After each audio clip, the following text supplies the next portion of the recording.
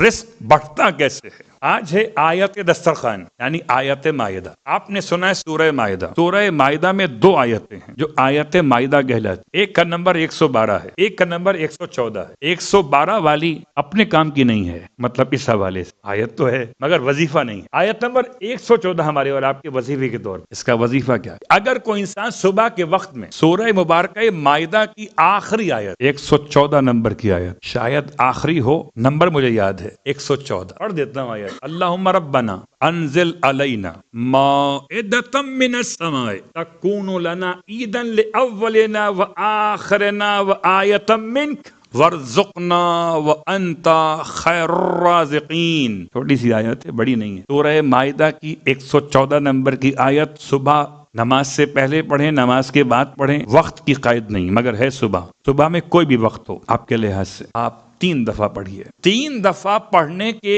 اعتبار سے بس یاد رکھیے, صبح کسی سے بات کرنے سے پہلے. یہ بڑا مشکل مسئلہ ہے. ماہ رمضان میں سحری کی آواز تو آپ دیں گے نا. میرا خیال یہ ہے کہ کسی دن سحری کی آواز کو روک لیجئے اور آیت پڑھ لیجئے. دسترخوان والی آیت ہے, دسترخوان سجے گا بعد میں, آیت پہلے پڑھ لیجئے. 3 دفعہ پڑھنا ہے. اور اول آخر درود تو ایسا ہے کہ بغیر درود کے وسیلے کے نہ آیت وہاں سے یہاں آتی تھی نہ یہاں سے وہاں جاتی ہے. درود کا وسیلہ, اللہم صلی اللہ. درود پڑھیے اول و آخر, اور اس کے بعد یہ آیت 3 دفعہ پڑھیے. ترجمہ کیا اس کا؟ اللہم ربنا, اے اللہ, اے ہمارے پالنے والے, انزل علینا مائدۃ من السماء, ہم پر نازل کر دے آسمان سے دسترخوان, تکون لنا عیدا لاولنا وآخرنا وآیۃ من, کی ہو جائے گا ہمارے لیے عید کا موقع. کبھی یہ آیت ہم تلاوت کیا کرتے ہیں خطبہ عیدین میں, اور خاص عید الفطر کے خطبے میں, کہ پورے قرآن میں لفظ عید ایک مرتبہ آیا. آپ منائیں 3 دن کی عید, قرآن میں 1 دفعہ عید آئی ہے, اور وہ دسترخوان کے